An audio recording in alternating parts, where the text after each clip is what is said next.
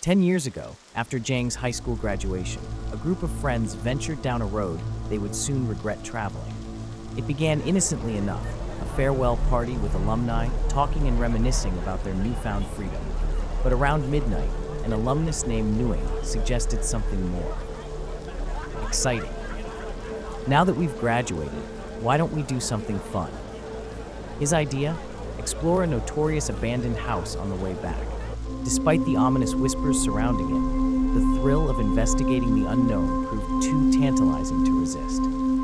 They arrived at the decrepit wooden house, raised up from the earth as if perched upon twisted talons. Thick shadows cloaked it in uncomfortable darkness. Jaeng and a few daring seniors slipped underneath, scouring the musty undercarriage. Yet they found nothing out of the ordinary, prompting them to breach the house itself. The creaking of old wood and steel accompanied their cautious footsteps as they crept inside. Jaeng's friend Golf muttered in disappointment, "There's nothing here. We might as well just drink instead." After thoroughly scouring the decaying interior, they headed back downstairs, unaware of the grave misstep they had taken by trespassing in that unhallowed place. As they prepared to leave, their path intersected with two teenage girls stranded at a roadside shelter with a broken-down motorcycle. Being decent folk, Jaeng's group offered the stranded pair a ride to get gas. One of the girls borrowed Golf's phone to update her mother, her voice thin and wispy over the line. "We're with some guys getting gas since we ran out." But when they arrived at the gas station around 1 a.m., it was closed and dark. The girls instructed them to simply take them back to the roadside shelter near their stalled bike. About 20 minutes after leaving the gas station, one of the girls questioned their newfound chauffeurs. "So where were you guys coming from anyway?" Jaeng tried to brush it off. "Just that old abandoned place back there, but it wasn't as exciting as we thought."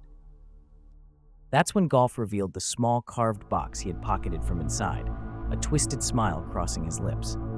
"Well, we got this at least, so the trip wasn't a total waste." The girl's eyes went wide with horror. "You took their stuff? Don't you know what might happen if they want it back?" Golf scoffed. "It's just some old abandoned house. No one's lived there for years, so I helped myself." "You shouldn't have done that," she warned, dread soaking her words. "Be careful. They might come for it." After half an hour driving through the inky blackness, sparsely illuminated by the truck's headlights, Jaeng asked how much farther to the girl's home. One replied that it was just past the next intersection up ahead.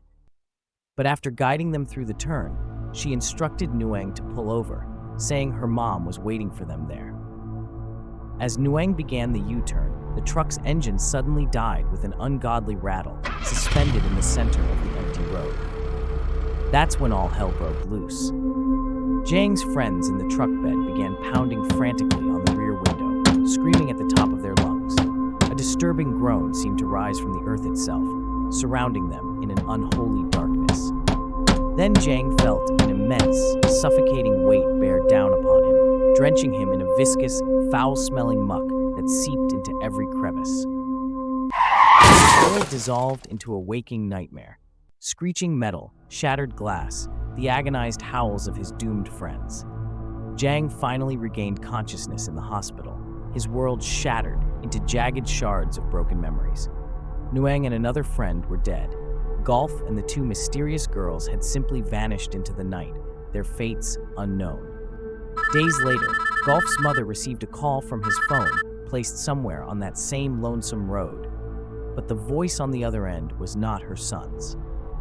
When she brought Jaeng back for questioning, they found themselves outside the accursed abandoned house once more, now lined with ritualistic garlands that hadn't been present before.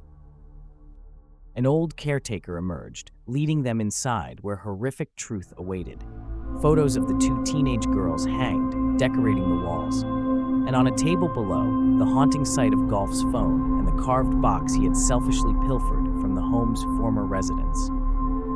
The caretaker spoke of waking tragedies from years past, of the girls being raped and murdered in that very house by depraved hands. Their grieving mother's soul had shattered, driving her to a final repose within those defiled walls. After an agonizing search, Golf's body was eventually discovered in a ditch not far from the accident site, a sobering reminder that some places should be left undisturbed. Jaeng's curiosity had unveiled a darkness that once witnessed can never be unseen, a place where malicious spirits still walk, guarding their profane secrets and enacting brutal vengeance upon any foolish enough to trespass. So tread carefully, friends. The next abandoned house you come across may be harboring more than just ghostly tenants. Stay tuned for more petrifying true horror experiences and subscribe for more fear than you can handle.